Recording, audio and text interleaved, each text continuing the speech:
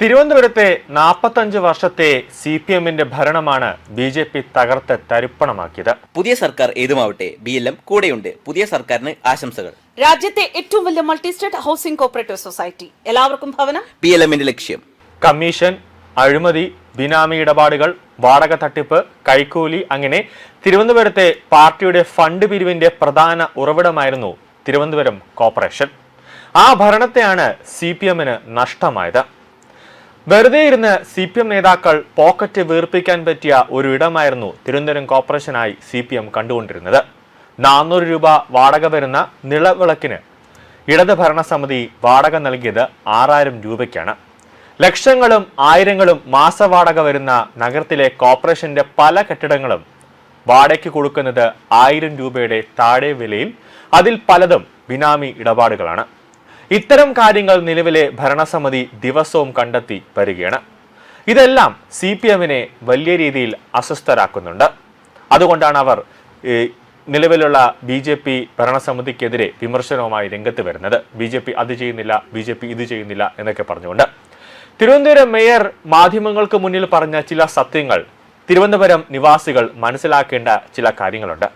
വരാനിരിക്കുന്ന 2026 ഓണക്കാലത്ത് തിരുവനന്തപുരം കോർപ്പറേഷന്റെ കീഴിലുള്ള പുത്തിരിക്കണ്ടം മൈതാനം 2025 ഇടത് ഭരണസമിതി അന്ന് വാടകയ്ക്ക് നൽകിയ തുക എന്ന് പറയുന്നത് വെറും തുച്ഛമായ തുകയ്ക്കാണ്.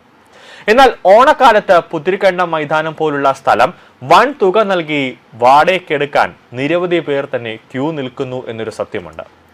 അപ്പോൾ കോർപ്പറേഷന്റെ നഷ്ടം ആരുടെ ലാഭമാണ് എന്നത് നമ്മൾ ഓരോരുത്തരും ചിന്തിക്കേണ്ട ഒരു പ്രധാന കാര്യമാണ്.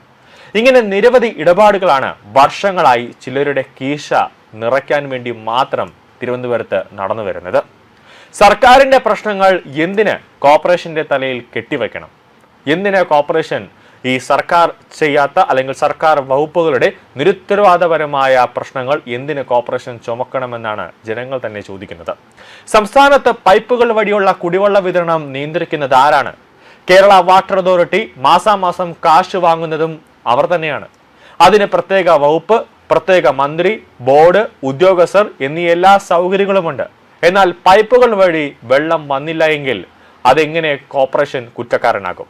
3 മാസം മുമ്പ് വരെ കോർപ്പറേഷൻ ഭരിച്ചതും 45 വർഷം തുടർച്ചയായി ഇവിടെ ഭരിച്ചവർക്കും ഇന്ന് വരെ പറയാൻ കഴിയാത്ത ഒന്ന്, എവിടെയാണ് ഒരു കേന്ദ്രീകൃതമായ മാലിന്യ സംസ്കരണ പ്ലാന്റ് നഗരസഭയ്ക്കുള്ളതെന്ന്. ഏകദേശം 10 ലക്ഷത്തിന് മുകളിൽ ജനസംഖ്യയുള്ള ഒരു സ്ഥലത്ത് അവിടെ ഉണ്ടാകുന്ന മാലിന്യം സംസ്കരിക്കാൻ ഒരു സംവിധാനം ഒരുക്കാൻ 45 വർഷം ഭരിച്ചവർക്ക് കഴിഞ്ഞില്ല.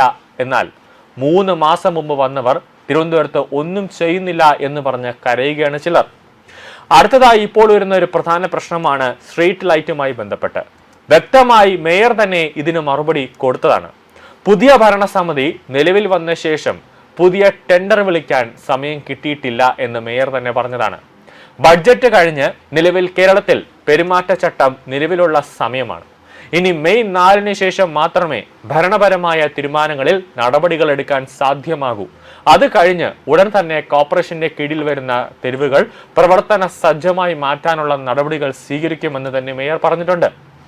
ഏറ്റവും പ്രസക്തമാകുന്ന ഒരു ചോദ്യമുണ്ട്. വിനോദസഞ്ചാര വകുപ്പ് എന്ത് ചെയ്യുന്നു എന്ന ചോദ്യം. ഇപ്പോൾ തന്നെ മഴക്കാലം അടുക്കാറായി. ആമേഴഞ്ചന്തോടുമായി ബന്ധപ്പെട്ട അവിടുത്തെ മാലിന്യങ്ങളെല്ലാം തന്നെ കോർപ്പറേഷൻ മേയറും ഡെപ്യൂട്ടി മേയറും മുൻകൈ എടുത്തുകൊണ്ട് അവിടെ വൃത്തിയാക്കുന്നുണ്ട്. മാലിന്യങ്ങളെല്ലാം തന്നെ യഥാക്രമം മാറ്റുന്നുമുണ്ട്.